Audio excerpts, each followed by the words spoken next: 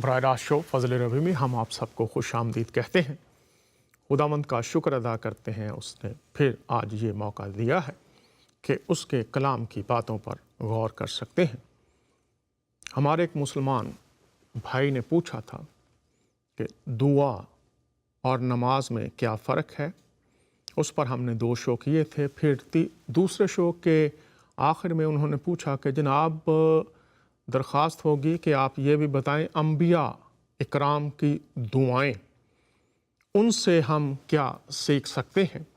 تو آج ہم اس تعلق سے بات کریں گے کہ انبیاء اکرام کی دعاؤں سے آج کے دور میں انسان کیا سیکھ سکتے ہیں دعا کے تعلق سے، اور انبیاء اکرام کی زندگیوں کے تعلق سے بھی، چونکہ جب دین اسلام کی بات کی جاتی ہے تو انبیاء کی حیات کو سنت یا نمونہ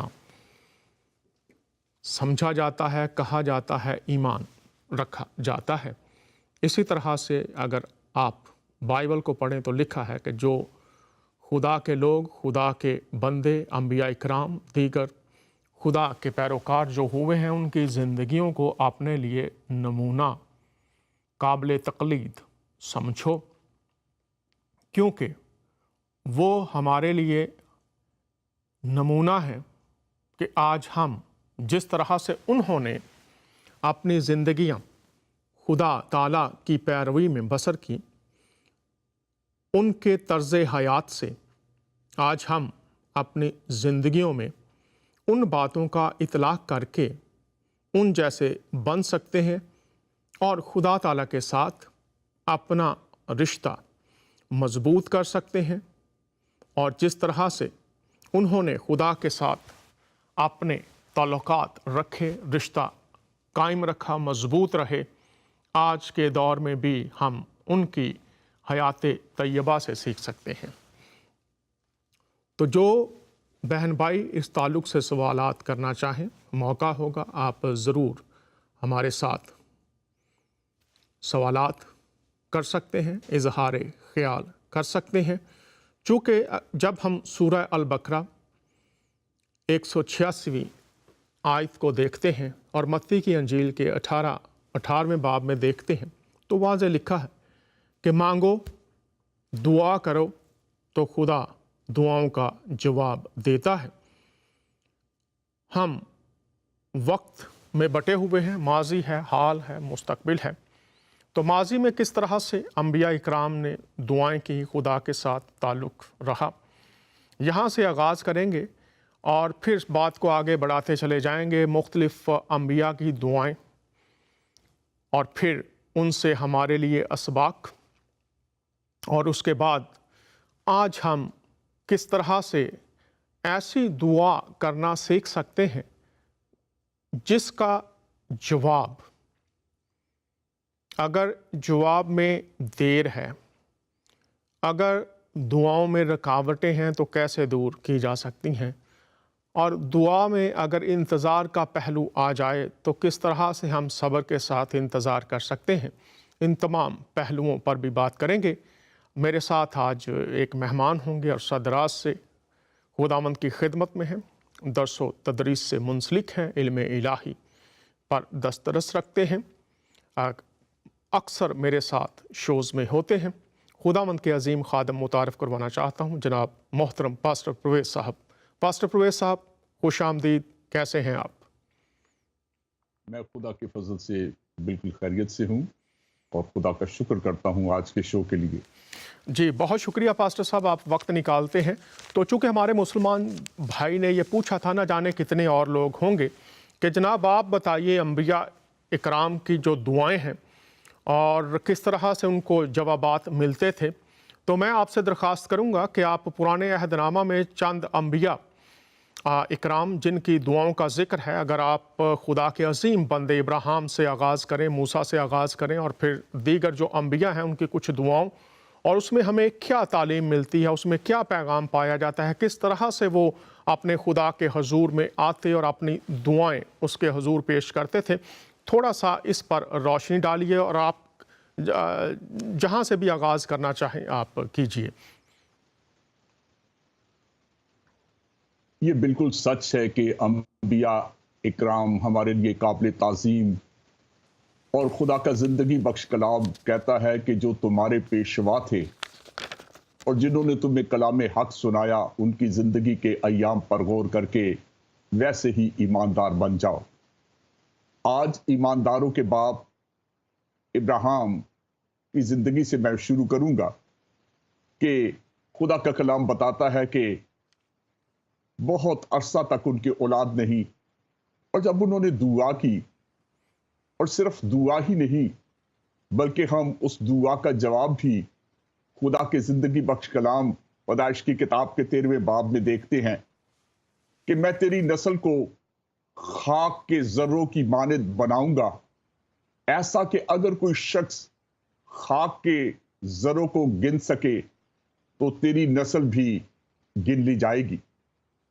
اور آج ہم دیکھتے ہیں کہ خدا کا یہ وعدہ مختلف اقوام کی صورت میں آج ابراہیم کو 3 بڑے مذہب، یہودیت، مسیحیت اور اہل اسلام نبی مانتے ہیں، اور آج ہم دیکھتے ہیں کہ ان کی دعا سن لی گئی اور ان کے ماننے والے آج بھی اس دنیا میں ان گنت ہیں۔ بہت دوسرے شکریہ نبی پاسٹر صاحب، بہت شکریہ، آپ نے یہ بات کی، اور میں چاہوں گا کہ آپ سے درخواست ہے کہ جو دعا ہے یہ انسان کا اور خدا کا ذاتی تعلق ہے، تو تھوڑا سا بتائیے کہ کس طرح سے انہوں نے دعا کی۔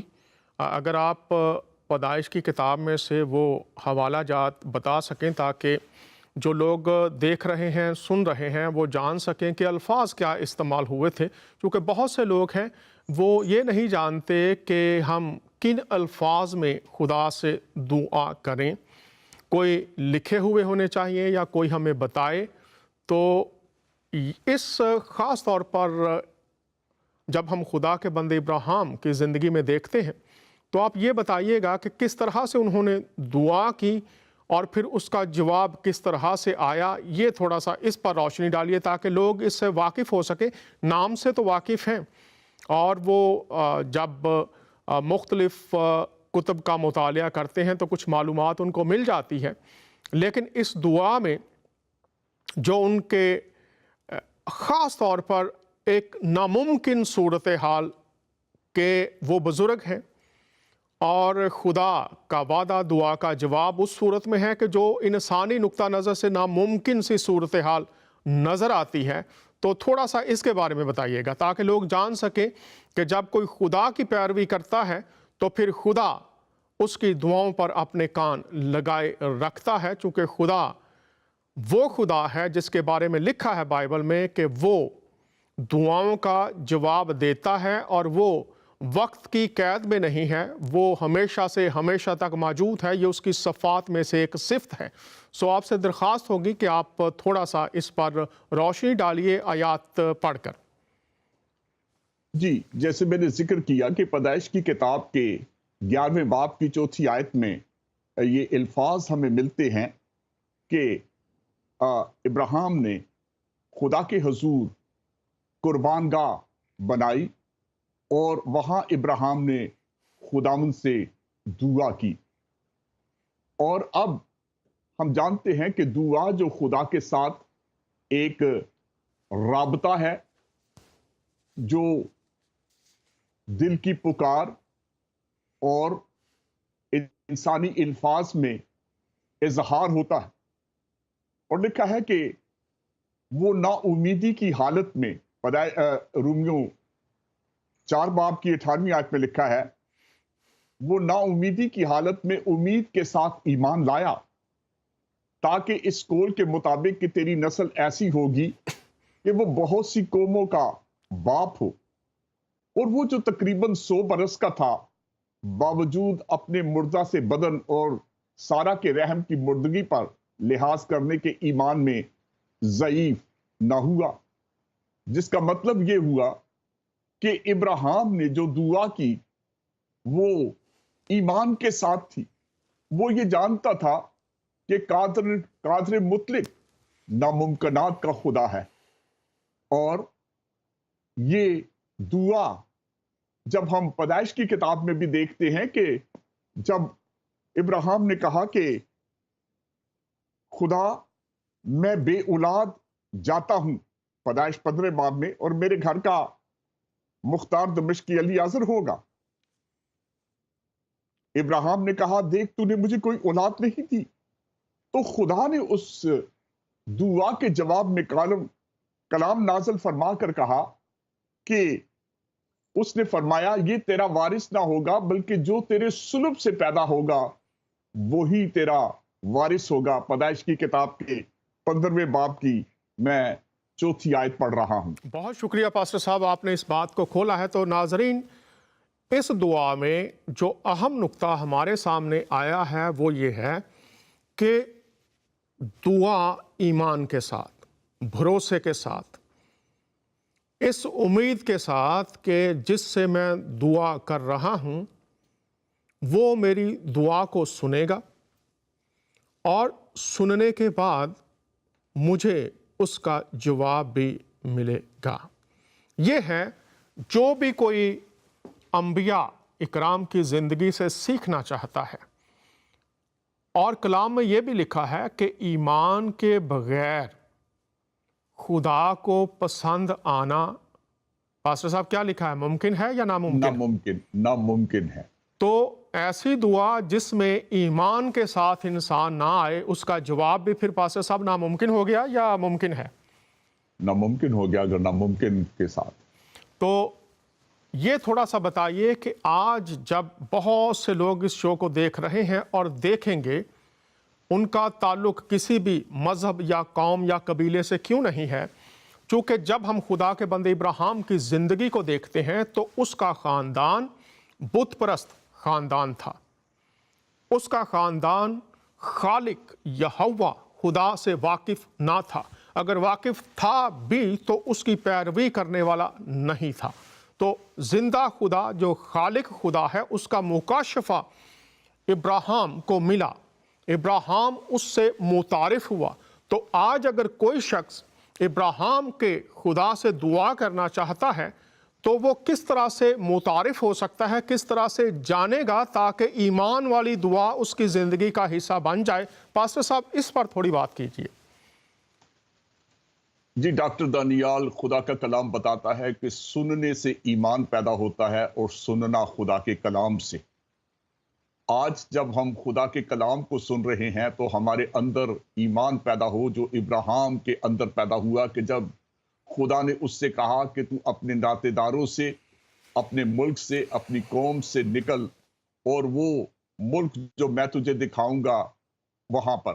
اور جب خدا پر ایمان لایا کہ جو مجھ سے کلام کر رہا ہے، جو مجھ سے ہم کلام ہے، وہ سچا ہے، اور جب اس نے فرما برداری اور پیروی کی، تو اس فرما برداری اور پیروی کے جواب میں زندہ خدا، قادر مطلق خدا جو ہے وہ اس کا رہنما بن گیا اور اس کا مددگار بن گیا، اور یہ سفر جو ہے یہ ایمان کا سفر شروع ہو گیا ابراہیم کے لیے۔ بہت شکریہ۔ تو ابراہیم کے آباء و اجداد کا مذہب کچھ اور، لیکن جب یہوہ خدا جو ہمارا خالق اور زندہ خدا ہے اس سے وہ متعارف ہوا، تو پھر آباء و اجداد کے مذاہب کی تعلیمات کی پیروی اس کی زندگی کا حصہ نہ رہیں۔ اسی لیے آج وہ قوموں کا باپ ہے۔ آج تینوں الہامی مذاہب جو خود کو الہامی مذاہب ہونے کا دعویٰ کرتے ہیں، یہودیت، اسلام اور مسیحیت، وہ خدا کے اس عظیم بندے ابراہیم کو اپنا جد امجد مانتے ہیں۔ لیکن یہاں پر یہ ہے کہ بہت سے لوگ کہیں گے یا کہہ سکتے ہیں آج بھی کہ ہمارے آباء و اجداد تو یہ مانتے ہیں، ہمارا عقیدہ تو یہ ہے، ہماری تعلیم تو یہ ہے، لیکن سوچنا پڑے گا کہ کیا آج جو دعائیں ہم کر رہے ہیں، مثال کے طور پر ہم کہہ رہے ہیں امن ہو، تو کیا امن آ رہا ہے؟ ہم دعا کر رہے ہیں سلامتی ہو، خوشحالی ہو، تو کیا سلامتی اور خوشحالی کا تجربہ ہمیں ہو رہا ہے؟ ہم یہ دعا کرتے ہیں کہ صلح اور اتحاد اے خدا بھیج، تو کیا ہمیں اس کا تجربہ ہو رہا ہے، عملی طور پر نظر آ رہا ہے؟ اے خدا برائیوں کو دور کر، وہ تمام باتیں جو ہماری زندگی میں تیرے کلام کے مطابق نہیں ہیں ان کو دور کر، ہماری مدد کر، ہماری عقلوں کو روشن کر۔ تو کیا عقلیں روشن ہو رہی ہیں، یا ایسے سورج ان دعاؤں کے جواب میں چمکنا شروع ہوئے ہیں جن سورجوں کے چمکنے سے اندھیرا اور بڑھنا شروع ہو گیا ہے؟ تو کیا ہم جو ہمارے آباء و اجداد نے سکھایا یا سیکھا اسی پر چلیں گے، یا خدا کے ساتھ جو خالق خدا ہے، جو قادر مطلق خدا ہے، جو یہوہ خدا ہے، جو ابراہیم، اسحاق اور یعقوب خدا کے عظیم بندے ان کا خدا ہے، اس کی طرف آئیں گے، تاکہ ہم ان دعاؤں کا جواب جو ہم خدا سے کر رہے ہیں ان کو وقوع پذیر ہوتا ہوا جواب کو اپنی زندگی میں حقیقت میں دیکھ سکیں۔ یہ ضروری ہے۔ خدا کی صفات میں سے یہ صفت ہے کہ وہ کوئی ایسا وعدہ نہیں کرتا جس کو وہ پورا نہیں کر سکتا، اور لکھا ہے کہ پکارو اور میں تمہیں جواب دوں گا، مانگو تو تم کو دیا جائے گا۔ اور یہ سب باتیں، مانگو تو دیا جائے گا، خدا کے بندہ ابراہیم نے مانگا اس کو مل گیا، مانگو پاؤ گے، جو کچھ مانگا اسے مل گیا، مجھے پکارو میں تمہیں جواب دوں گا۔ ابراہیم نے پکارا، خدا نے جواب دیا۔ تو کیا آج ہم اس خدا کو پکارنے کے لیے وہ رکاوٹیں جو تعلیمی ہیں یا سوچوں کی ہیں یا معاشرتی ہیں ان کو اجازت دیں گے کہ خدا کی پہچان سے اور حقیقت میں جہاں سے دعاؤں کا جواب آتا ہے اس میں رکاوٹ رہیں، یا آج ہم انبیاء اکرام کی زندگی کی روشنی میں یہوہ قادر مطلق خدا سے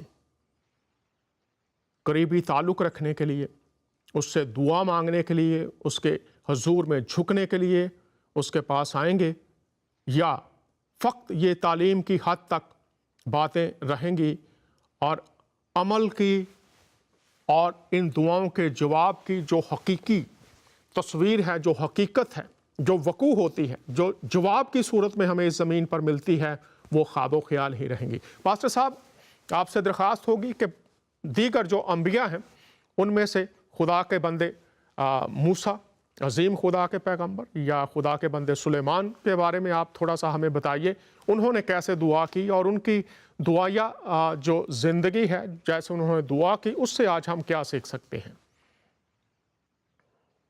جی، موسیٰ ایک جلیل القدر نبی ہیں، اور آج یہودی مذہب اور دیگر الہامی دو مذاہب مسیحیت اور اسلام بھی ان پر پورا یقین رکھتے ہیں۔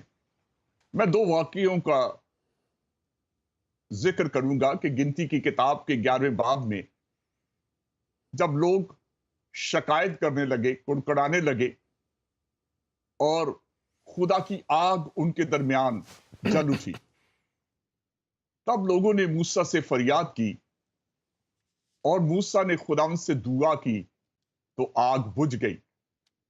یہ بہت واضح ایک ثبوت ہے دعا مانگنے والے بندے کا جو خدا کا نبی ہے موسیٰ، اور پھر ہم دیکھتے ہیں کہ اسی 11ویں باب کی دوسری آیت میں اس کا جواب ہمیں ملتا ہے۔ دوسرے موقع پر گنتی کی کتاب کے 21ویں باب میں جب لوگ موسیٰ اور خدا کی شکایت کرنے لگے، تب خداوند نے لوگوں میں جلانے والے سانپ بھیجے، لیکن جب سانپ لوگوں کو کاٹنے لگے تو اس وقت وہ چلا اٹھے اور موسیٰ کے پاس آ کر کہنے لگے، ہم نے گناہ کیا ہے، خداوند سے دعا کر کے وہ ان سانپوں کو دور کر دے۔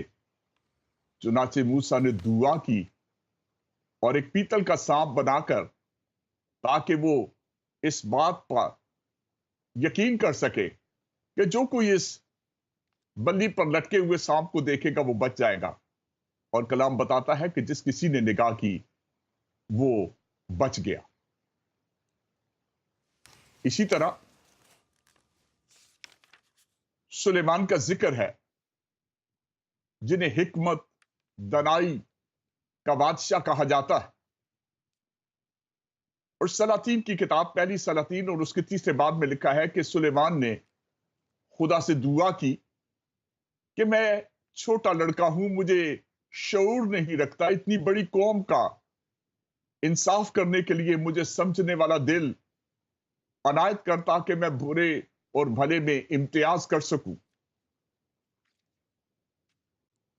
اور جواب ہم دیکھتے ہیں پہلی سلاطین کے 30 باب کی 12ویں آیت میں، یہ الفاظ ہمیں ملتے ہیں، دیکھ میں نے تیری درخواست کے مطابق کیا، میں نے ایک عاقل اور سمجھنے والا دل تجھ کو بخشا، ایسا کہ تیری مانند نہ کوئی تجھ سے پہلے ہوا اور نہ کوئی تیرے بعد تجھ سا برپا ہوگا۔ آج ان خوبصورت زندگیوں اور انبیاء اکرام کی دعاؤں اور ان کا جواب دیکھ کر ڈاکٹر دانیال یہ سوال پیدا ہوتا ہے، کیا میرے اور آپ کے زمانہ میں آج ہمیں بھی ایسی دانائی اور حکمت کی ضرورت ہے اپنے گھرانوں کا انتظام کرنے کے لیے، کلیسیاؤں کے لیے، اور سوسائٹی یا کمیونٹی میں جہاں کہیں بھی جو رول خدا نے ہمیں دیا ہے؟ اور پاک کلام میں یہ لکھا ہے، یعقوب کے خط اور اس کے پہلے باب کی 5ویں آیت میں، اگر کسی میں حکمت کی کمی ہو تو خدا سے مانگے جو بغیر ملامت کیے سب کو فیاضی کے ساتھ دیتا ہے۔ آج ان دعاؤں کے لیے جب ہم سیکھتے ہیں تو ہم ان انبیاء کی زندگی سے یہ بھی سیکھ سکتے ہیں کہ مجھے اور آپ کو کس طرح سے دعا مانگنی اور دعا کا جواب اس پاک خدا سے لینا ہوگا۔ بہت شکریہ پاسٹر صاحب، آپ نے یہ بات کھولی ہے خدا کے عظیم بندوں کی زندگی سے کہ جب وہ خدا کے حضور آئے، خاص طور پر خدا کے بندے سلیمان کی زندگی سے، تو انہوں نے خدا سے حکمت، سمجھ کی درخواست کی۔ آج ایسی ایسی حکمتیں ہیں کہ ان حکمتوں پر تھوڑا سا غور کر لیں تو وہ بے وقوفیوں کے انبار نظر آتے ہیں، لمحہ فکریہ ہے۔ ہم جس خدا کو خدا کہتے ہیں وہ بھلائی کا خدا ہے، وہ انسانوں سے محبت کرنے والا اور محبت بانٹنے والا خدا ہے، وہ زندگی دینے والا خدا ہے، لینے والا نہیں۔ آج جب ہم اس دنیا میں رہ رہے ہیں تو ان دعاؤں کی روشنی میں ہم تمام لوگ، چاہے وہ کسی بھی جگہ پر بیٹھے ہوئے ہیں، کسی بھی مذہب سے ان کا تعلق ہے، کسی بھی مکتبہ فکر سے ہے، انسان کو سب سے زیادہ ضرورت اس بات کی ہے کہ کس طرح سے وہ یہ سیکھے کہ جو معاملات مجھے خدا کے ساتھ کرنے ہیں ان کی سمجھ ہو اور سمت درست رہے۔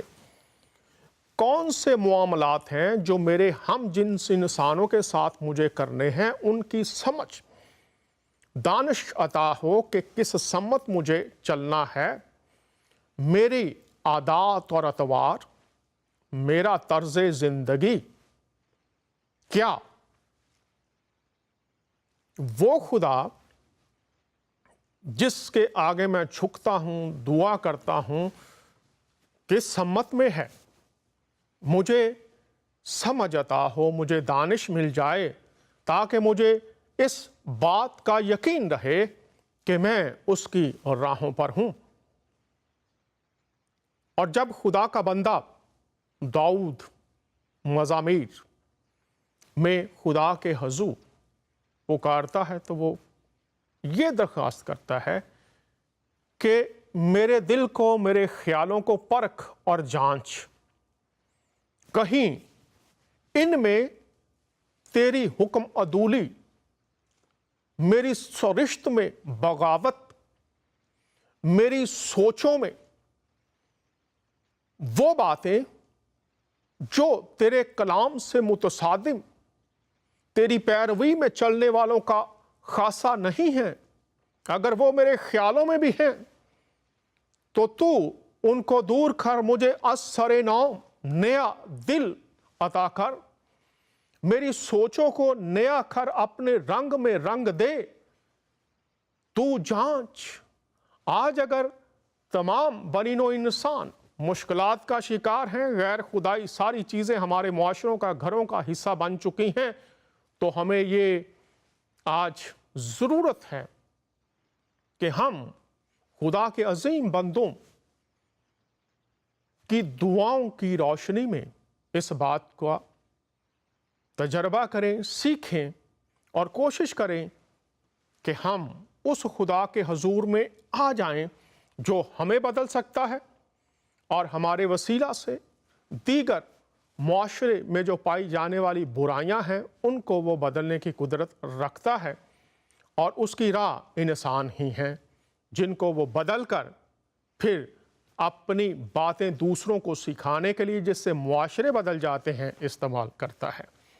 آئیے اب ہم کچھ دعائیں دیکھ لیتے ہیں۔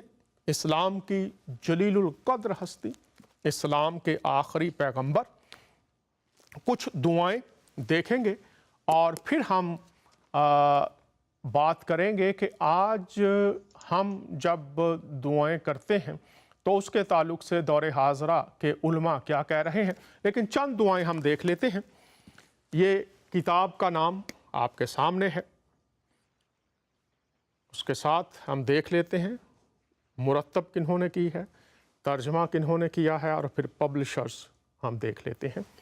آئیے کچھ دعائیں دیکھ لیتے ہیں اور پھر ہم بات کو آگے بڑھائیں گے۔ فتنوں وغیرہ کے شر سے پناہ مانگنے کا بیان۔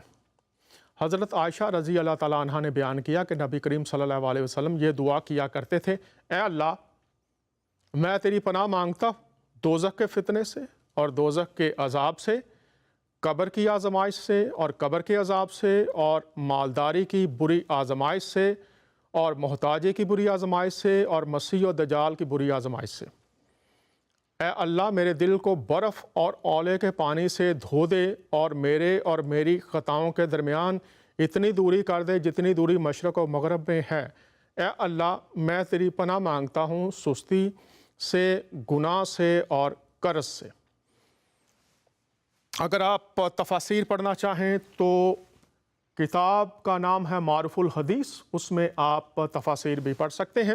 میں چند دعائیں اور کتاب بھی ابھی میں آپ کو دکھا دیتا ہوں۔ یہ عجز، ان کتابوں میں جو علماء نے بہت بہترین کام کیا ہے وہ یہ ہے کہ اکٹھا کر دیا ہے احادیث کو، اس سے پڑھنے میں، جاننے میں آسانی رہتی ہے۔ تو دیکھیے دوسری دعا، عجز اور سستی وغیرہ سے پناہ مانگنے کا بیان۔ حضرت انس بن مالک رضی اللہ تعالیٰ عنہ نے بیان کیا کہ نبی کریم صلی اللہ علیہ وسلم کہا کرتے تھے کہ اے اللہ، میں تیری پناہ مانگتا ہوں عاجزی سے، سستی سے، بزدلی سے اور بہت زیادہ بڑھاپے سے، اور میں تیری پناہ مانگتا ہوں عذاب قبر سے، اور میں تیری پناہ مانگتا ہوں زندگی اور موت کی آزمائشوں سے۔ اور پھر دیگر دعائیں بھی ہیں، وہ بھی آپ پڑھ سکتے ہیں۔ معروف الحدیث میں دعاؤں کا ایک چیپٹر ہے، اور ایک کتاب اور بہت ہی مشہور کتاب ہے، اس میں سے بھی ہم دیکھ لیتے ہیں۔ مختلف دعائیں ہیں جو میں آپ کی نظر کرتا ہوں، اور ان دعاؤں سے ہم سب سیکھتے ہیں کہ کس طرح سے دعائیں مانگی جاتی تھیں، اور ان دعاؤں سے آج بھی ہم کیا سیکھ سکتے ہیں۔ یہ کتاب کا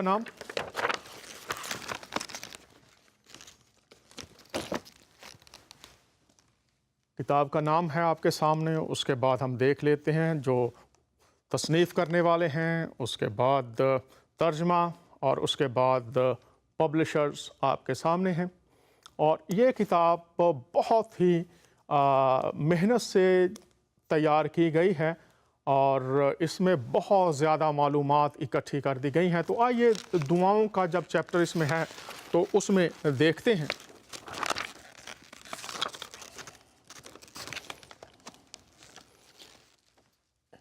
یہ نبی اکرم صلی اللہ علیہ وسلم یہ دعا بھی مانگتے تھے۔ تو آئیے دیکھ لیتے ہیں۔ اے اللہ میری خطاؤں کو برف اور اولوں کے پانی سے دھو دے اور میرے دل کو خطاؤں سے اس طرح پاک کر دے جس طرح تو سفید کپڑے کو میل سے پاک کرتا ہے۔ اے اللہ میں تجھ سے نیک کاموں کے کرنے، برائیوں کو چھوڑنے اور مساکین سے محبت کا سوال کرتا ہوں، اور جب تو کسی قوم کے لیے فتنے آزمائش کا ارادہ کرے تو مجھے فتنہ میں مبتلا کیے بغیر اٹھا لینا۔ اور پھر دیگر دعائیں ہیں، بہت سی دعائیں ہیں، چونکہ وقت کم ہوتا ہے تو اس لیے چند دعائیں آپ کے سامنے رکھی ہیں، دیگر بھی بہت سی دعائیں موجود ہیں۔ اب آج کل جو دعاؤں کے تعلق سے بہت سے ہمارے مسلمان بہن بھائی اور مسیحی بھی سوال کرتے ہیں، تو جو علماء ہیں اس دور کے، وہ دعا کے تعلق سے جب آج ہمیں دعائیں مانگنی ہیں تو اس تعلق سے وہ کیا کہہ رہے ہیں، اور پھر ہم یسوع مسیح مسیحی خداوند مانتے ہیں، ہمارے مسلمان بہن بھائی نبی مانتے ہیں۔ تو پھر ابھی ہم دیکھیں گے اسلامی نقطہ نگاہ سے جب وہ دعا کی بات کرتے ہیں کیسے دعا کرنی ہے تو یہ بھی دیکھیں گے۔ تو آئیے پہلے یہ کلپ دیکھتے ہیں اور پھر ہم بات کو آگے بڑھاتے ہیں۔ نبی پاک صلی اللہ علیہ وسلم یا آل رسول کے صدقے اور طفیل دعا مانگنا جائز ہے یا نہیں؟ کسی کے صدقے دعا مانگنا یا کسی کے طفیل دعا مانگنا یا کسی کے وسیلے سے دعا مانگنا، یہ تین مختلف الفاظ ہیں جن کا مطلب ایک ہی ہے۔ بعض لوگ کہتے ہیں وسیلے سے دعا مانگنا، بعض کہتے ہیں فلاں کے صدقے دعا، اے اللہ میری یہ فلاں کے صدقے میرا یہ کام کر دے، اے اللہ فلاں کے طفیل میرا یہ کام کر دے۔ تو اس میں تفصیل پوچھی جائے گی۔ جو آدمی اس طرح سے دعا مانگتا ہے کہ اے اللہ میرا نبی کے صدقے یہ کام کر دے، یا فلاں بزرگ کے صدقے یہ کام کر دے، یا فلاں بزرگ کے وسیلے سے یہ کام کر دے، تو اس سے پوچھا جائے گا کہ آپ کا مطلب کیا ہے۔ وسیلے کا مطلب اگر یہ ہے کہ مجھے چونکہ رسول اللہ صلی اللہ علیہ وسلم سے محبت ہے، یا میں چونکہ نبی صلی اللہ علیہ وسلم کا امتی ہوں اور آپ صلی اللہ علیہ وسلم اللہ کے محبوب ہیں، تو میں چونکہ نبی کا امتی ہوں تو اس لحاظ سے میں نبی کا واسطہ دے رہا ہوں کہ میرا بھی اللہ تو تھوڑا سا خیال کر، میرے اعمال اگرچہ ایسے نہیں ہیں لیکن تیرے محبوب کا امتی ہوں یا تیرے محبوب سے محبت کرتا ہوں۔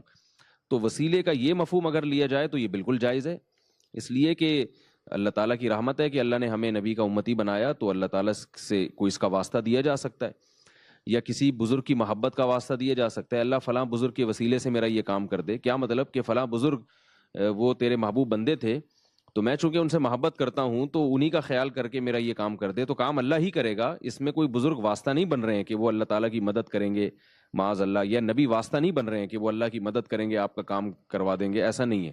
تو یہ بالکل جائز ہے، اس میں کوئی حرج نہیں ہے۔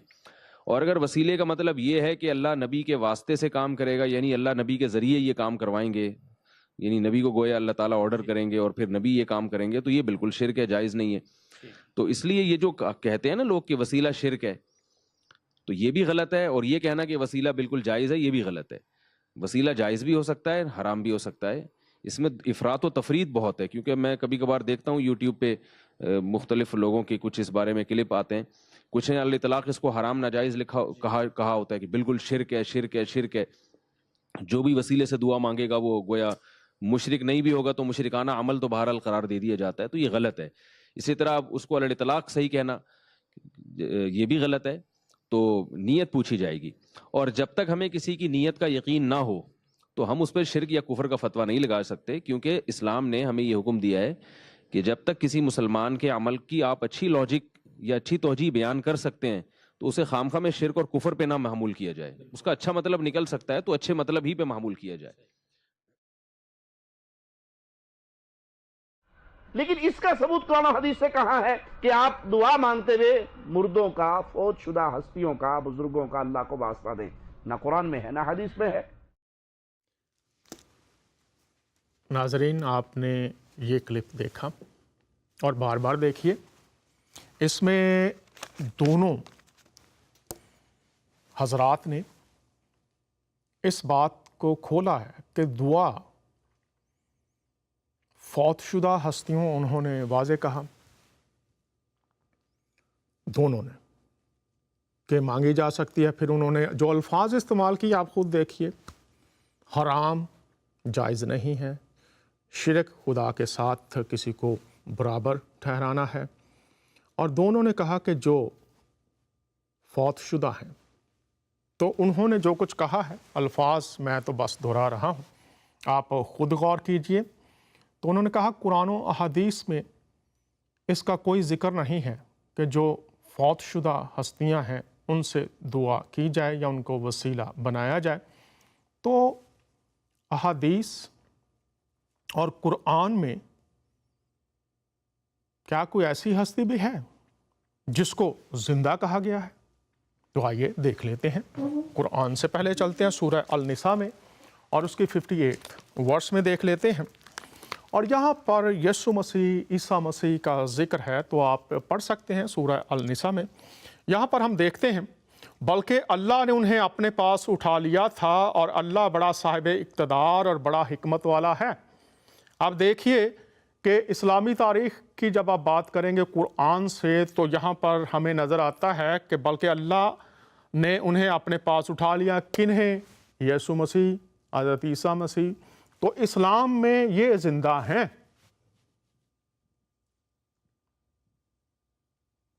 गौर कीजिए तमाम अहबाब, और अगर कोई शख्स ये कहता है कि ये बात गलत है तो वो कॉल करे, हम लाइव होते हैं, लेकिन पढ़ के पहले उसके बाद कॉल करे कि यहाँ पर लिखा है। देख लीजिए, उन्होंने कहा कि जो फौतशुदा हैं उनसे दुआ नहीं करनी चाहिए। मैं नहीं कह रहा, उनके अल्फाज हैं जो मैं दोहरा रहा हूँ। आप क्लिप देखिए और यूट्यूब पर तो बहुत से मौजूद हैं।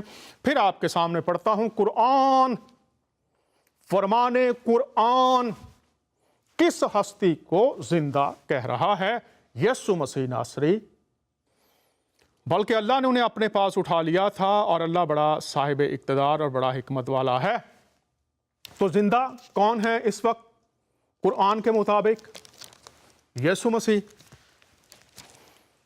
और फिर अहादीस में आ जाते हैं। यीशु मसीह से दुआ करने के ताल्लुक से, या उन्होंने जो दुआ की तालीम दी है उस ताल्लुक से हम देख लेते हैं। किताब का नाम आपके सामने, मुसन्निफ और फिर पब्लिशर्स भी आपके सामने हैं। तो आइए देखते हैं इसमें आखिर ज़माना के ताल्लुक से क्या कहा गया है और इसमें क्या लिखा है। हजूर नबी करीम सल्लल्लाहु अलैहि वसल्लम ने फरमाया, इस ज़माने में वो करना जो हज़रत ईसा के सहाब ने किया। उन्हें सूली पर चढ़ाया गया और आरों से उन्हें चीरा गया। अल्लाह ताला की इताअत में मरना खुदा की मासियत में जीने से बेहतर है। ये देखिए, इस ज़माने में, आखिरी ज़माना में जिसमें से हम गुजर रहे हैं, वो करना जो हज़रत ईसा के सहाब ने किया। अब हज़रत ईसा के जो सहाबा थे, ताबईन थे, उन्होंने किससे सीखा था? जिंदा, जिनकी कब्र खाली। आज भी यरूशलेम में यीशु मसीह की कब्र खाली। इस्लाम के मुताबिक जिंदा कौन? यीशु मसीह। और यहां पर वो करना जो उनके सहाबा ने, ताबईन ने, ताबईन ने किया, जो शागिर्दों के शागिर्द फिर आगे ईमानदार बनते गए, उन्होंने किया। तो आज हम देखते हैं कि जब इन सहाबा ने हजूरुल मसीह से पूछा कि जनाब आप हमें दुआ करना सिखाइए, और फिर आपने जो दुआ फरमाई, आइए आज हम उस पर गौर करते हैं कि इस्लाम की तालीम के मुताबिक फरमाने कुरान मैंने आपके सामने रख दिया। जिंदा हस्ती जिसके बारे में हमें पता चलता है और फरमाने कुरान से कि वो जिंदा हैं। और अगर आप फरमाने कुरान से ही पढ़ें तो सूरह अल इमरान में वो ज़मीन पर भी मुकर्रबीन में, और फिर हमेशा से हमेशा तक मुकर्रबीन।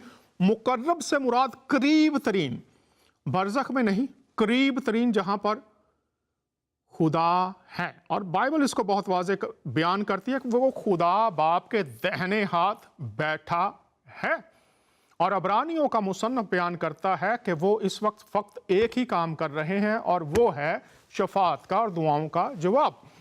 تو آئیے ہم دیکھتے ہیں جب ان کی ذات کے تعلق سے ان کے جو صحابہ ہیں انہوں نے کہا ہمیں دعا کرنا سکھائیے، تو اس کو مسیحی دعائے ربانی کہتے ہیں۔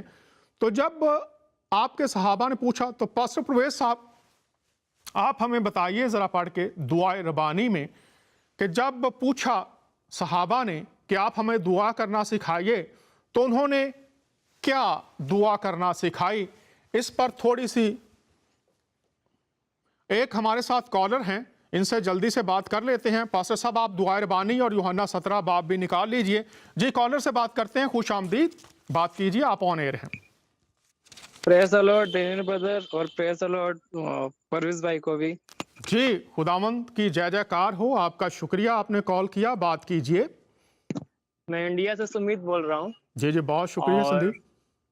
ہاں آج کچھ پروگرامز میں نہیں دیکھ پایا ڈیو ٹو میرے ایریا میں انٹرنیٹ کی کچھ پرابلمس تھی، اچھا اچھا، تو اس کے لیے بھی آپ لوگ دعا کریں کہ انٹرنیٹ کے پرابلم جو بھی وہ ٹھیک ہو جائے، کیونکہ میں آپ لوگ کا پروگرام چھوڑنا نہیں چاہتا ہوں۔ جی وہ یہ بھی میں آپ کو بتا دوں کہ کبھی اگر انٹرنیٹ کی پرابلم ہو تو وہ چونکہ یوٹیوب پر بھی اب ڈال دیے جاتے ہیں، اور اس کے ساتھ جو ویب سائٹ ہے اس پر بھی ہوتے ہیں، تو آسانی ہے، آپ تمام احباب دیکھ سکتے ہیں اور پہنچاتے جائیے دیگر لوگوں تک بھی۔ بات کیجئے، آپ کا کوئی سوال یا کچھ اور بات کرنا چاہیں تو ضرور کیجئے، ہماری دعا ہے خدا انٹرنیٹ کی جو پرابلم ہے اس کو دور کرے، مسیح کے نام سے بات کیجئے۔ آمین آمین۔ یہ آج کا جو کلام چل رہا ہے کہ ہمارا خدا ہمارا دعاؤں سننا اور سب پورا کرنے کے لیے پورا کرتا ہے، اور وہ جو بھی دعا کرتے ہیں وہ سن ہی لیا جاتا ہے، لیکن کبھی کبھی ہم لوگ دیکھتے ہیں ہمارا دعا قبول ہونے میں کچھ ٹائم لگتا ہے، تو جو ٹائم لگتا ہے اس وقت ایک سانسرک روپ میں ہم لوگ کو بہت سارا پرابلمس فیس کرنا پڑتا ہے، تو اس وقت ہم لوگ کو وچن میں کیسے چلنا چاہیے، ہم لوگ کو کیا کرنا چاہیے، اس وشے میں آپ تھوڑا سا گائیڈ کریں۔ جی اس کے لیے بائبل میں بہت واضح آیت ہے، جو دعا کرتے ہو یقین کرو کہ تم کو مل گیا ہے، اور آگے کیا لکھا ہوا ہے سمیت بھائی، آگے کیا لکھا ہے؟ تم کو مل گیا ہے اور مل جائے گا۔ جو دعا تم کرتے ہو ایمان رکھو کہ تم کو مل گیا ہے اور مل جائے گا۔ تو آپ کو یہ بھروسہ ہونا چاہیے کہ خدا جس سے میں نے دعا کی ہے اس نے میری دعا سن لی ہے۔ بائبل میں واضح لکھا ہے کہ اس کے حضور میں دعائیں لکھ لی جاتی ہیں اور وہ اپنے وقت پر جواب دیتا ہے۔ ٹھیک ہے جناب؟ جی جی جی جی جی۔ تو ہمیں بھروسہ رکھنا ہے اس پر کہ میری دعا کا جواب، اور ڈینیل کی ایک کتاب میں آپ دیکھ سکتے ہیں کہ ڈینیل نے دعا کی اور اس کے بعد کتنی دیر کے بعد جواب آیا؟ 22 days around۔ تو ہمیں یہ بھروسہ رکھنا ہے کہ خدا کے اندر اتنی طاقت ہے کہ وہ فوراً بھی دعا کا جواب دے سکتا ہے، اور اگر کچھ دیر بھی ہو جائے تو ہمیں اپنی امید خدا پر رکھنی ہے، چونکہ دعاؤں کا جواب دینے کا وعدہ اس نے کر رکھا ہے، مانگو تو دیا جائے گا، وقت اس کی طرف سے مقرر ہوتا ہے۔ ہمیں بھروسہ رکھنا ہے، یقین رکھنا ہے، اور خدا کبھی بھی آپ کے یقین کو ٹوٹنے نہیں دے گا۔ آپ کا جواب مل گیا آپ کو، یا کچھ اور بات میں کروں اس پر؟ ہاں، جیسے ہم لوگ وچن میں بھی دیکھتے ہیں، دھنیہ وہ منوشیہ جو پرمیشور پر بھروسہ رکھتا ہے، اور شراپت ہے وہ جن جو منوشیہ پر بھروسہ رکھتا ہے۔ جی بالکل۔ تو آپ کو سمجھ آ گئی ہے، آپ سیٹسفائیڈ ہیں جواب سے، یا میں کچھ اور آیات آپ کو دوں؟ مثال بھی میں نے دے دی ڈینیل کی، حوالہ بھی آپ کو بتا دیا، یقین کرو تم کو مل گیا ہے، اور آنے والے وقت میں خدا آپ کو دے دے گا۔ وہ خدا ہے جس کے ہاتھ میں سب کچھ ہے، کچھ کمی نہیں ہے، وہ ہمیشہ اپنے لوگوں کی دعاؤں کا جواب دیتا ہے۔ آپ مطمئن ہیں جواب سے، یا اور بات کریں؟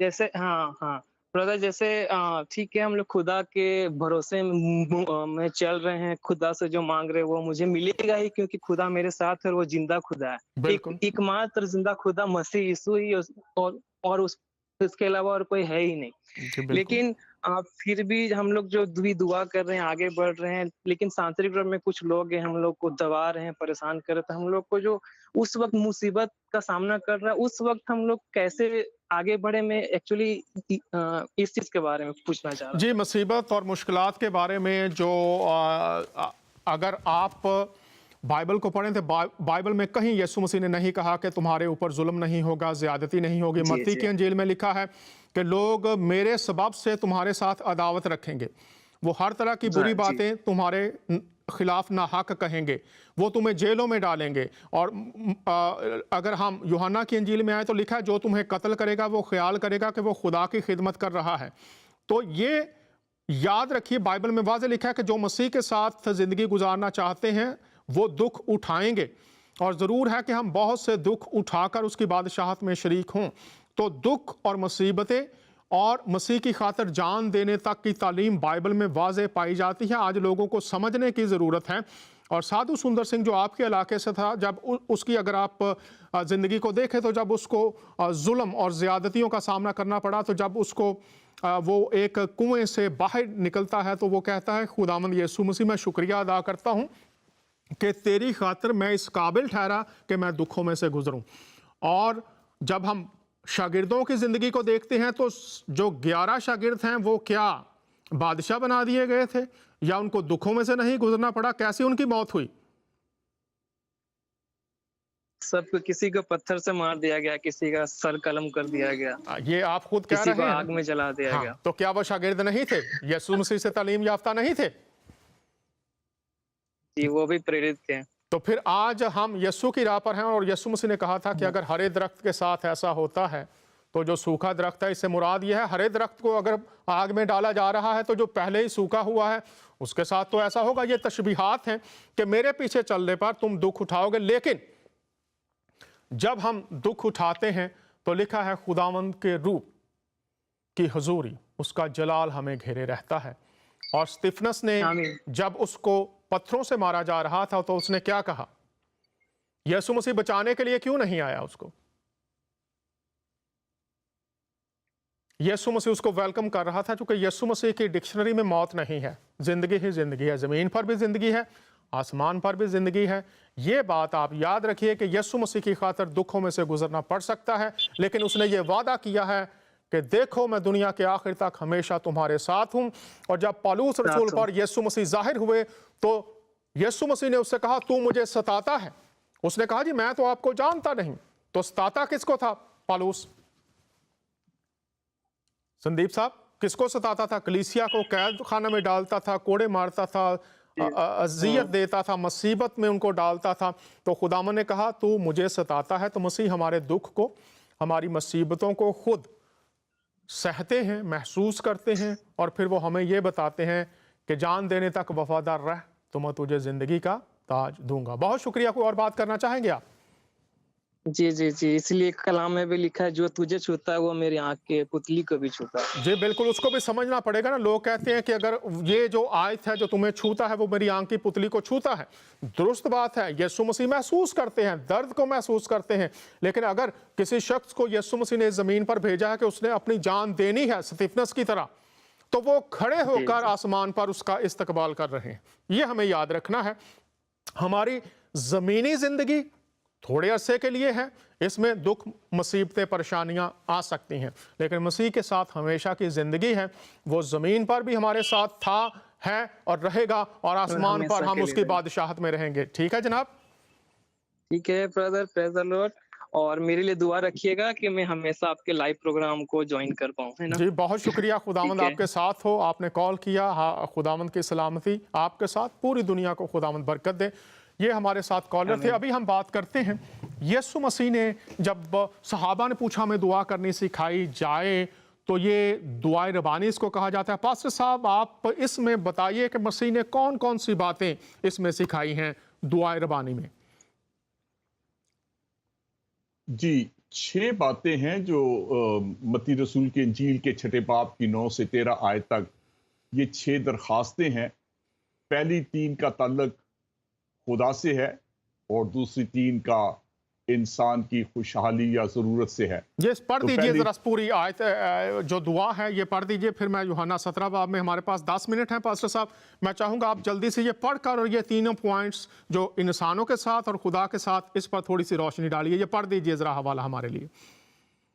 जी मत्ती रसूल के इंजील और उसका 6 बाब और उसकी नामी आयत में लिखा है, बस तुम इस तरह दुआ किया करो कि आए हमारे बाप تو جو آسمان پر ہے، تیرا نام پاک مانا جائے، تیری بادشاہی آئے، تیری مرضی جیسے ہی آسمان پر پوری ہوتی ہے زمین پر بھی ہو۔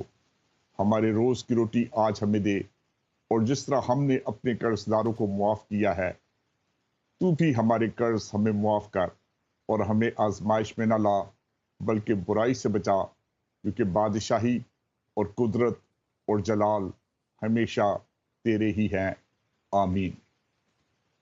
یہ تو 6 درخواستیں ہیں جن کا 3 کا تعلق جو ہے وہ خدا کے نام سے ہے، خدا کی بادشاہی سے ہے، اور خدا کی مرضی سے ہے، جس کا مطلب یہ ہے کہ وہ نام جو ہے وہ پاک نام ہے۔ اور جب ہم خدا کا نام لیتے ہیں اور کہتے ہیں کہ یہ ایک تعلق وہ جس نے آسمان اور زمین کو بنایا، اور خدا کی بادشاہی سے مراد اس کی حکمرانی ہے جو ہماری زندگی پر ہونی چاہیے، اور خدا کی مرضی جو ہماری زندگی کے لیے ہے، ہمیں اس سے رہنمائی مانگنی چاہیے کہ خدا تیری مرضی جیسے آسمان پر پوری ہوتی ہے، وہ حکمرانی ہماری زندگی پر اور ہماری زندگی میں ہو۔ اب انسانی خوراک سے، جیسے ہمارے روز کی روٹی ہے، ہماری ضرورتیں ہیں، ہمارا خدا خوشحالی کا خدا ہے، وہ ہماری ساری ضرورتوں سے واقف ہے، اور پھر معافی ہے، جو کہ بہت امپورٹنٹ بات ہے ہماری زندگی میں، معافی مانگنی اور معاف کرنا، اور پھر ہمیں آزمائش میں نہ لا، ایک فتح ہے جو ہمیں خدا کے کلام کے وسیلہ سے اور اس کی حضوری اور فتح کے وسیلہ سے پانی ہے۔ بہت شکریہ پاسٹر صاحب نے آپ کے سامنے یہ نکات رکھے کہ صحابہ نے پوچھا ہمیں دعا کرنی سکھائیے، اور آپ نے یہ دعا ان کو سکھائی۔ اس میں آدھی دعا کا تعلق خدا کے ساتھ ہمارا تعلق کیسے رہنا چاہیے، اور پھر ہمارا تعلق انسانوں کے ساتھ، چونکہ بائبل میں یہ لکھا ہے کہ انسان جس کو تو دیکھتا ہے اگر اس سے تو محبت نہیں کر سکتا تو خدا سے محبت کے تیرے دعوے پر سوالیہ نشان ہے۔ تو حضور المسیح نے یہ واضح کیا کہ ہماری زندگی خدا کے حکموں کے مطابق، خدا پاک سے، یہ ایک تو جسمانی طہارت کی بات ہے، لیکن دوسرا اس کا مطلب یہ ہے اپنے آپ کو صرف فقط خدا کے لیے الگ رکھنا، کہ صرف اس کے حکموں کی پیروی کرنا ہے، اور پھر اس میں کہ اس کی بادشاہت، احکام کی تابعداری۔ مثال کے طور پر دین میں جبر نہیں، ایک انسان کا قتل ساری انسانیت کا قتل ہے، لیکن پھر بھی جبر ہو، پھر بھی قتل و غارت ہو، تو خدا کے ساتھ تعلق اور اس کی مخلوق کے ساتھ تعلق، رحم کرو تم پر بھی رحم کیا جائے گا، معاف کرو تمہیں بھی معاف کیا جائے گا۔ تو یہ باتیں کیا عملی طور پر نظر آتی ہیں؟ دین میں جبر نہیں، کسی بھی طرح کی زیادتی نہیں ہے۔ ایک انسان کا قتل ساری انسانیت کا قتل ہے، یہ ہم کہیں کہ یہ خدا کی تعلیم ہے، لیکن اس کا اطلاق، اس کی عملی صورت، معاف کرو تمہیں بھی معاف کیا جائے گا، رحم کرو تم پر رحم کیا جائے گا، کیا اس کی عملی صورت ہمارے خاندانوں میں، ہماری ذات کے اندر، ہمارے معاشروں میں، ہمارے چرچز میں، مساجد میں، امام بارگاہوں میں، دیگر خدا کی عبادت جہاں جہاں کرنے کے دعوے کیے جاتے ہیں، کیا وہ ہے؟ اس کے بعد حضور المسیح نے ایک دعا کی۔ پاسٹر صاحب یہ دعا یوحنا کی انجیل کے 17 باب میں ہے، اس میں کیا باتیں پائی جاتی ہیں جو حضور المسیح نے دعا کی؟ تو جلدی سے یہ پڑھ دیجئے پورا چیپٹر، اور اس میں سے جو نکات ہیں اہم ان پر روشنی ڈالیے، ہمارے پاس 5 منٹ باقی ہیں، جلدی سے پڑھ دیجئے گا یہ حوالہ۔ اے باپ، تو اس جلال سے جو میں دنیا کی پیدائش سے پیشتر تیرے ساتھ رکھتا تھا، مجھے اپنے ساتھ جلالی بنا دے۔ میں نے تیرے نام کو ان آدمیوں پر ظاہر کیا جنہوں نے دنیا میں سے مجھے دیا۔ وہ تیرے تھے اور تو نے انہیں مجھے دیا اور انہوں نے تیرے کلام پر عمل کیا ہے۔ اب وہ جان گئے کہ جو کچھ تو نے مجھے دیا ہے وہ سب تیری ہی طرف سے ہے، کیونکہ جو کلام تو نے مجھے پہنچایا وہ میں نے ان کو پہنچا دیا، اور انہوں نے اس کو قبول کیا اور سچ جان لیا کہ میں تیری طرف سے نکلا ہوں، اور وہ ایمان لائے کہ تو ہی نے مجھے بھیجا۔ میں ان کے لیے درخواست کرتا ہوں، میں دنیا کے لیے درخواست نہیں کرتا، بلکہ ان کے لیے جنہیں تو نے مجھے دیا ہے، کیونکہ وہ تیرے ہیں، اور جو کچھ میرا ہے وہ سب تیرا ہے، اور جو تیرا ہے وہ میرا ہے، اور ان سے میرا جلال ظاہر ہوا ہے۔ میں آگے کو دنیا میں نہ ہوں گا مگر یہ دنیا میں ہے، اور میں تیرے پاس آتا ہوں۔ اے قدوس باپ، اپنے اس نام کے وسیلہ سے جو تو نے مجھے بخشا ہے ان کی حفاظت کر، تاکہ وہ ہماری طرح ایک ہوں۔ جب تک میں ان کے ساتھ رہا، میں نے تیرے اس نام کے وسیلہ سے جو تو نے مجھے بخشا ہے ان کی حفاظت کی۔ میں نے ان کی نگہبانی کی، اور ہلاکت کے فرزند کے سوا ان میں سے کوئی ہلاک نہ ہوا، تاکہ کتاب مقدس کا لکھا ہوا پورا ہو۔ بہت شکریہ پاسٹر صاحب، آپ بتائیے کہ اس میں کیا انہوں نے دعا کی ہے، چند اہم نکات اس میں سے۔ اب ہمارے پاس 3 منٹ ہیں۔ ڈاکٹر دانیال، یہ دعا جو تھی یہ اب اور تب دونوں زمانوں میں خداوند کے اپنے پیروکاروں کے لیے دعا ہے، تمام خادموں کے لیے اور خدمتوں کے قائدین کے لیے تھی۔ مثال ہے کہ انہیں کس طرح اپنے لوگوں کے لیے دعا کرنی چاہیے، وہ لوگ جو ہماری نگہداشت کے مستحق ہیں۔ ان کے لیے ہماری زیادہ فکریں یہ ہونی چاہیے کہ وہ گہرے طور پر مسیح کو اور اس کے کلام کو جانیں۔ خدا بہت انہیں شکریہ۔ دنیا کے تمام برے اثرات سے محفوظ رکھے، انہیں ناراستی کے عقائد اور جھوٹی روحانی تعلیم کو پہچاننے اور اسے ادا کرنے کو حکمت کرے۔ بہت شکریہ۔ وہ محبت اور مقصد میں متحد ہوں، اور یہ لب لباب ہے اس دعا کا۔ بہت شکریہ پاسٹر صاحب نے اس پر روشنی ڈالی ہے۔ مسیح فرماتے ہیں کہ جو میرا ہے، جو کچھ مجھے ملا ہے وہی ان کے پاس بھی ہو۔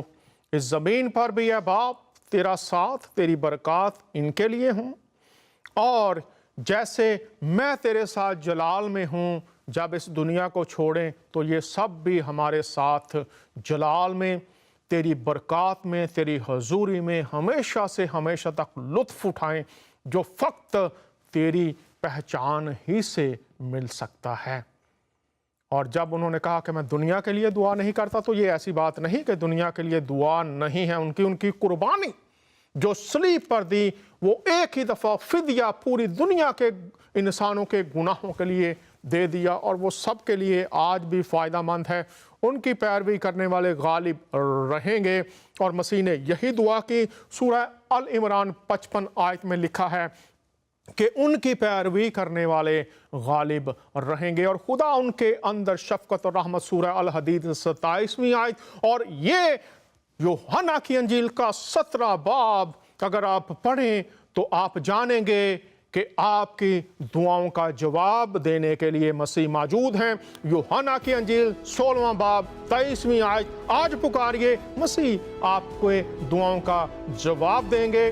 اب فیصلہ آپ کا ہے، آپ پکار کر برکت پائیں گے یا آپ انہی سوچوں میں رہیں گے جو آپ کو برکت سے روکے ہوئے ہیں۔ بہت شکریہ، خداوند آپ کو برکت دے۔ اگلے ہفتے پھر ملاقات ہوگی۔ اجازت چاہتے ہیں آپ کا میزبان دانیال۔